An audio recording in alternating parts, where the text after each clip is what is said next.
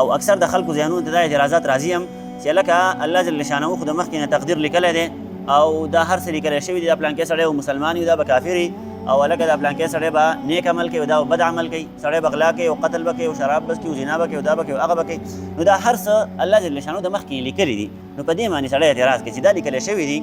نو ولې بیا الله جل شانه سزا ورکوي دا خو د مخکې لیکلی شوي دي که نه سزا ورکول د مخکې لیکلی شوي دي ګناه کول د مخکې لیکلی شوي دي جنت ته تلل هم د مخکې لیکلی شوي دي جهنم ته تلل هم د مخکې لیکلی شوي دي په تقدیر کې نو بیا الله جل شانه به د قیامت پر ورځ باندې دا خلک څه جهنم ته لېږي څه به جنت ته لېږي دا ولې او یا که یو سړی ګناه کوي نو د ګناه د وجې نه دی ولې جهنم ته ځي په کیسه باندې پوهېږي په دې باندې خو موږ ډېر شی خبرې اترې کړې هم دي ډېر کرته خو یو خبره مختصر تاسو واورئ چې دا تبلیغیان حضرات که تاسو واورئ که نه دو چې د ماښام دا بیان وکړي نو چې بیان په ختمېدو شي نو یو سړی راپاڅي او د هغه سره پاڼه ورسره وي وایي لکه تاسو ارادې ولیکئ داسې وایي که نه وایي ارادې ولیکئ نومونه راته وایه لکه څلورو میاشتو اراده د چا ده د چلې اراده د چا ده د درې ورځو اراده د چا ده لکه د اوو میاشتو د کال اراده د چا ده نو دا څه فضول کار نه دی صحیح شوه دا ارادې کول مطلب نیت کول یو کار ته اراده کول دا د انسان په خپل اختیار کې دي پوهېږې که نه الله جل شانه ته دا علم دی چې یاره دې انسان د یو کار نیت کړی دی بس دی به دا کار کوي هېڅ دی پسې هغه ور ولیکي پوهېږې په قصه باندې یو سړي دا نیت لکه آسان مثال یې دا دی ماښام چې اوس موږ ماسخوتن وده کېږو نو بعضې کسان به داسې چې هغو به ځان ته الارم ولګوي او یا به الارم ونه لګوي خو د هغه به دا نیت چې سهار به لمانځه پاسمه اراده به یې کړي صحیح شوله که نه بعضې خلک به داسې چې هغو به نه الارم ځان ته ولګوي او نه به هغو دا اراده کړي چې زه لمانځه ته پاسمه پوهېږې په قصه باندې او تاسو په دې باندې تجربه وکئ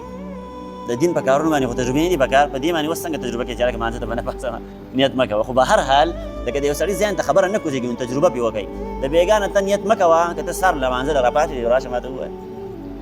پوهېږې په قصه باندې چې تا کله د یو کار اراده وکړله تا د یو کار نیت وکړو نو هله به تا هغه کار وکړي په قصه باندې پوهېږي ځکه تبلیغیان ویله که ارادې ولیکې په اراده باندې نیکي میلاویږي صحیح شوله یوه نیکي دوه یوه نیکي پې میلاویږي خو زه یم د دې نیک عمل ټول دارومدار په دغه اراده باندې دی په دغه نیت باندې دی چې تا کله نیت وکړو نو بس ابتدا خو د نیت نه وشوله چې هلکه ما دې پلانکي کار ته نیت وکړو نو چې ته اوس څونه نیک اعمال کې بس هغه په دې یوې ارادې د وجې نه دغه کارونه ته وس کوي صحیح شوله نو انسان یو څه دپاره نیت کړی دی اراده یې کړې ده د ده په خاوره کې یا په ده کې دننه بدبختي پرته ده پوهېږې په قسم باندې دی به د غلط کار نیت او اراده کوي نو الله جل شانه پسې ولیکله ځکه الله جل شانه ته د هر څه علم و د مخکې نه تقدیر چې الله جل شانه لیکو نو د هغې د مخکې نه ورته دا علم و چې هلکه زه به دا پلانکی بنده پیدا کوم دی به دا کار کوي صحیح شوله که نه د ده به نیت دغه طرف ته ځي دی به دغه طرف ته مایلی دی به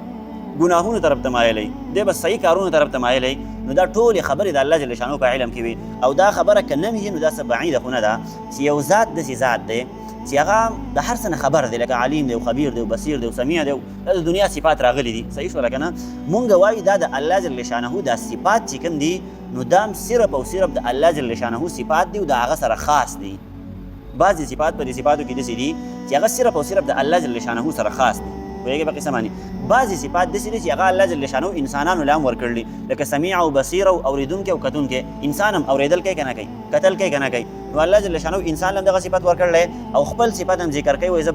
بصیر یم او سمیع یم اورېدونکی یم او کتونکی یم صحیح شوله که نه نو په دې ځای کې ته دا خبره وپېژنه په دې خبره ځان پوهه کړه چې د الله جل شانه چې کوم بصارت دی هغه ازلي دی هغه نه ختمېدونکی دی صحیح شوله که نه د ازل نه واله تر ابده پورې دی او د ازل هم موږ ته پته نشته رهي چې یاره دا کائنات د کم وخت نه شروع شوی دی او دا څونه وخت وشو او الله جل شانه د کم وخت نه دی د دې موږ ته اندازه نشته دی او یا به د الله جل شانه د کم وخت پورې د دغې موږ ته اندازه نشته دی نو دې ته ویلی کېږي ازل او ابد پوهېږې په قصه باندې د الله جل شانه چې کوم صفات دي او د الله جل شانه چې کوم ذات دی یا د الله جل شانه هغه صفات چې هغه انسانانو کې هم ایښودلي دي بصیر او سمیع داسې نور هم ډېر شی نو دا صفات د الله جل شانه ابدي دي دا نه ختمېدونکي صفات دي او انسانانو له چې کوم ورکړلي نو دا خو ډېر زیات عارضي دي دا خو به یا یوه ورځ کار وکړي ماشوم به پیدا شي یوه ورځ به سترګې کار وکړي سبا به ومړ شي